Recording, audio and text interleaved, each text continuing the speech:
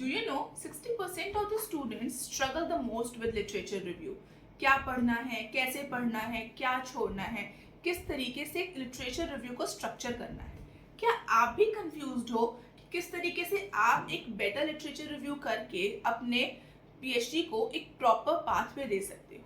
So don't worry, आज की इस वीडियो में मैं आपको बताऊंगी how to structure the perfect literature review for your PhD.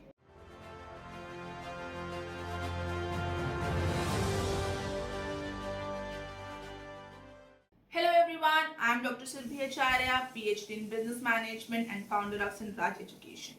आज की इस वीडियो में I am going to tell you how to write impactful literature review, how to find sources and how to structure your literature review in a manner that you can get good research gaps from it. So चलो शुरू करते हैं.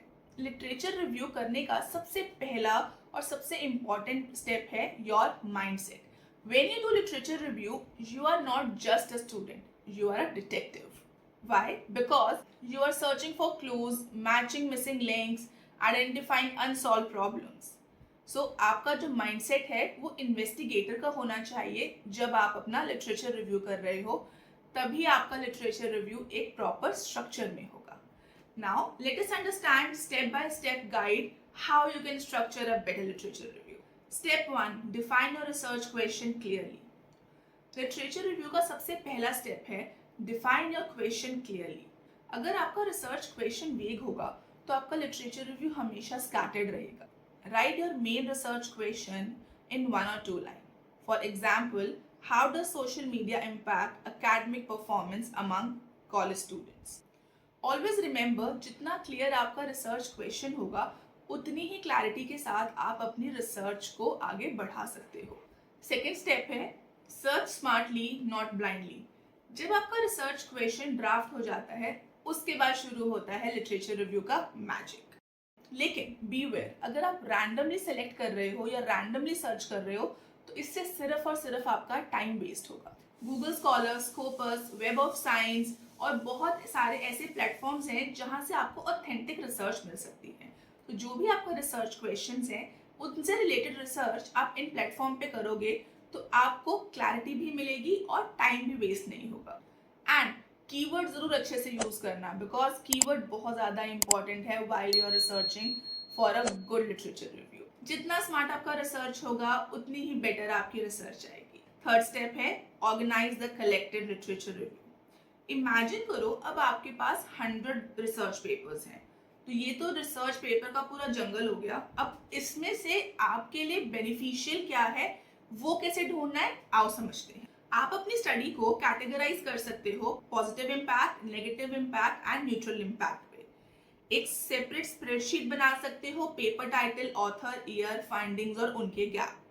सो when you are creating a spreadsheet कि year, author name, then उनकी finding क्या है, gap क्या है, इससे आपको इजी हो जाएगा जब आप अपना खुद का गैप आइडेंटिफाई करोगे टू अंडरस्टैंड कि किसने क्या अभी तक रिसर्च नहीं करी है जो मुझे करनी. Step 4. Analyse but do not just summarise. Literature review is not your summarising notes, ये आपको ध्यान में रखना है. लिटरेचर रिव्यू इज समथिंग कि अभी तक एक पर्टिकुलर टॉपिक के ऊपर कितना रिसर्च हुआ है, उनकी किस डोमेन पर रिसर्च हुआ है, क्या फील्ड थी, कौन सा उनका पॉपुलेशन था, क्या सैम्पलिंग मेथड्स यूज किए गए थे. सो आप इसको समराइज करके नहीं लिखोगे. This is something that is very important in your research journey. Whenever you are reading a research paper, always ask these 3 questions. How strong is the methodology? Any limitations? Any contradiction with other studies? Research paper को समझ के उनसे questions draft करने हैं so that आप अपनी research को और ज़्यादा इम्पैक्टफुल और बेटर बना सको. फिफ्थ स्टेप है find the research gap and build the bridge. So जब आप 100 या 150 लिटरेचर रिव्यू पढ़ चुके हो, आपके पास एक कंप्लीट स्प्रेडशीट है जहाँ पर आपने लिखा है किस ईयर में किसने क्या बोला, ऑथर क्या बता रहे हैं, उनका गैप क्या है, उनकी फाइंडिंग्स क्या हैं. When you have the whole spreadsheet with you, now it will become easy for you to understand कि research gap निकालना कैसे है. अब आप लास्ट 10 ईयर्स या लास्ट 20 ईयर्स जितने भी ईयर्स के आपने पेपर अभी तक आपने पढ़े हैं उनको कैटेगराइज कर सकते हो। पहले के 10 साल, उसके बाद के 10 साल, उसके बाद उसको समराइज करो कि पहले के 10 साल में ये फाइंडिंग्स थी, ये रिसर्च गैप थे। उन रिसर्च गैप में से कितने रिसर्च गैप सेकेंड 10 ईयर में किसी ने पूरे करे हैं, ठीक है। इससे आपको इजी हो जाएगा आपका अपना रिसर्च गैप निकालना। कॉमन थीम्स, मिसिंग एस्पेक्ट और कन्फ्लिक्टिंग रिसर्च, ये कुछ क्राइटेरियाज हैं जो आप लिख सकते हो और आपको इजी हो जाएगा अपने लिटरेचर रिव्यू को एक स्ट्रक्चर देना। रिसर्च टफ है, आई नो, कभी कभी अकेला भी फील होता है, लेकिन आपको ये समझने की ज़रूरत है हर पर्सन की अपना एक कैलिबर है। आपको आपका अपना खुद का एक माइंडसेट है, आपको अपने माइंडसेट को स्ट्रॉन्ग रखना है। Research takes time, everything takes time. PhD is not something कि आप एक महीने में ख़त्म कर लोगे, ठीक है। You have to dig deep, और वो डिग डीप करने के लिए कंप्लीट स्ट्रक्चर है। पढ़ना शुरू करो, लिटरेचर रिव्यू पढ़ो, रिसर्च पेपर्स पढ़ो, धीरे धीरे आपको हैबिट हो जाएगी।